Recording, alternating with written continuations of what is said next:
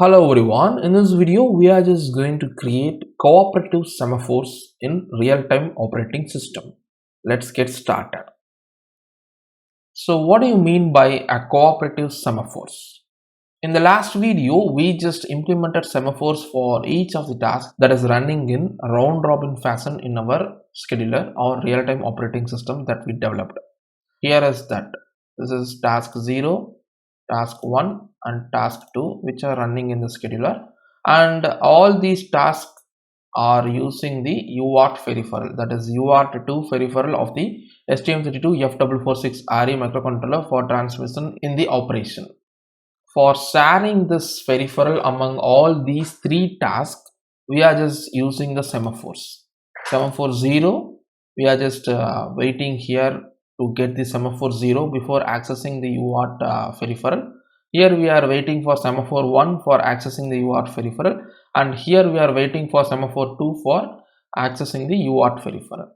Once it is done, we are releasing the semaphore. This is what we are doing, and we just successfully utilize the UART peripheral without collision among all these three tasks in the scheduler.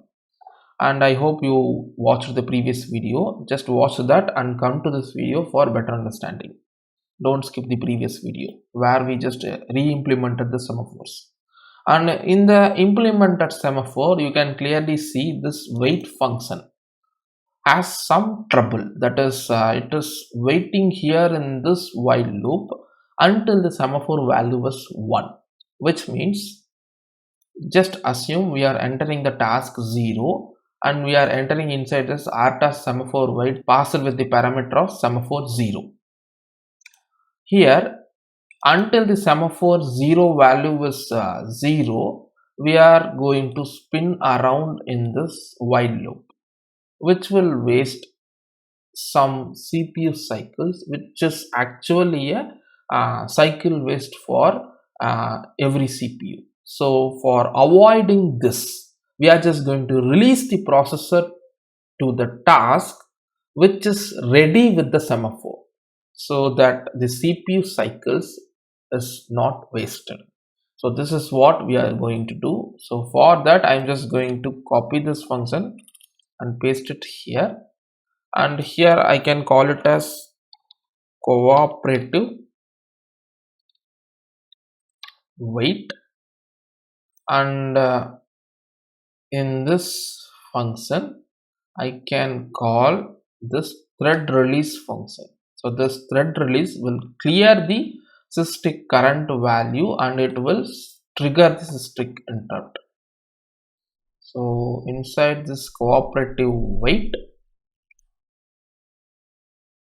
while loop, after disabling the interrupt, I'm just going to call this thread release function, so that the current running thread will release the processor to the thread that is holding the semaphore for execution, so that the CPU cycles does not waste. So instead of the semaphore wait, you can call this cooperative wait. This is throwing an error because this cooperative wait function is not global. So here I'm just going to extend that scope of that function. Now it will not throw any error. That's it. Now I'm building this project,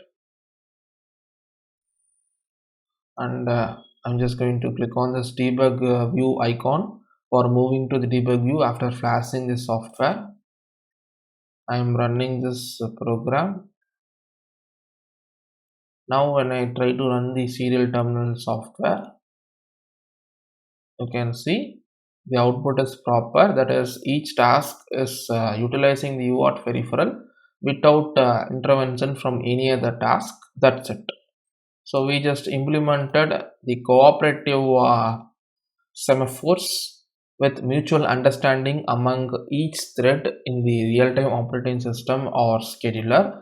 In this particular video, I hope you understood what is cooperative semaphores in real-time operating systems. See you in the next video. Thanks for watching.